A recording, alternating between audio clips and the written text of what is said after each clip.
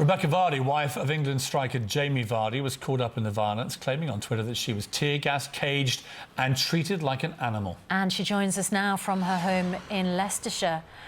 Rebekah, your description on social media was pretty shocking. Where were you? What happened? We had just been out for some food in the centre of Marseille and come out, and there were quite a few England fans there, not causing any trouble, singing. The atmosphere was calm. There was no fighting. There was no violence. There was a couple of photographers outside and kind of said to us, "Come on, we need to move. There's a few issues that are being caused in the centre." They took us further towards where the main square was.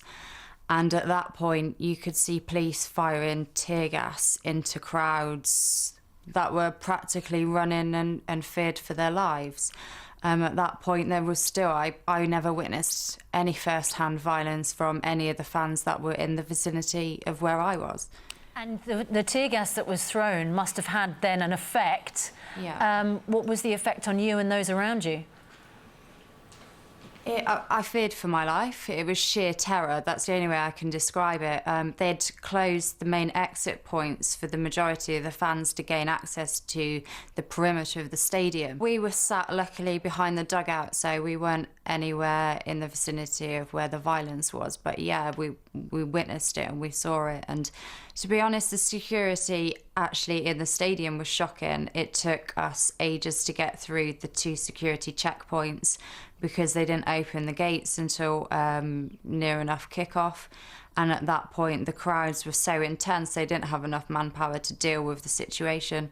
And even my bags weren't checked. So it's not a surprise that the Russians managed to get fireworks and goodness knows what else through security. You see, that to me. Hi, Rebekah's Piers here. I just want to clear one thing up. Piers. When you tweeted this, I was so shocked. I tweeted back at you saying, Mrs. Vardy, to explain who you were, Jamie Vardy's wife, you know, this shocking claims. I didn't mean it to try and question the veracity of what you were saying. I was just shocked that an England player's wife could be caught up in such a horrendous thing. So I just wanted to clear that up with you. To actually be there, Rebekah, I mean, obviously it's supposed to be a joyful occasion. It's supposed to be exciting. Your husband's playing for England. You know, it shouldn't get better. You just got married. To be caught up as a young woman in this kind of thing, it must be absolutely terrifying, isn't it? It was terrifying. I mean, I like to socialise with the fans. I'm not one of these that, you know, thinks I'm too good to go out and have a drink where all the fans are. Obviously, I won't put myself in situations where it's unsafe. And from my point of view, the situation was under control and it was a safe place to be until the point that we tried to regain access to the boundaries of the stadium, and to find that they'd completely shut all the perimeters off, and we were then unable to gain access.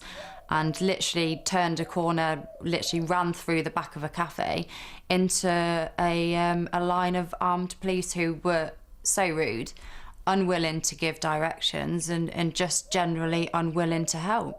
Well, Rebekah, look, I know you've taken a bit of stick for saying all this, and I think you're absolutely right to be saying it.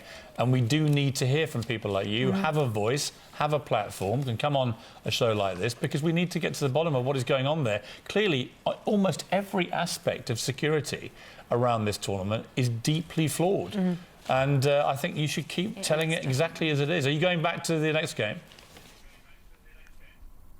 I am, yes. Obviously a bit apprehensive, but I will now be just going straight to the stadium. I won't be going for any food or any drinks anywhere. And unfortunately, you know, I'm sure a lot of people are going to have the same ideas now. They'll go straight for the game and that'll be it, which is a shame. As you say, it takes so much of the joy out of it, doesn't it?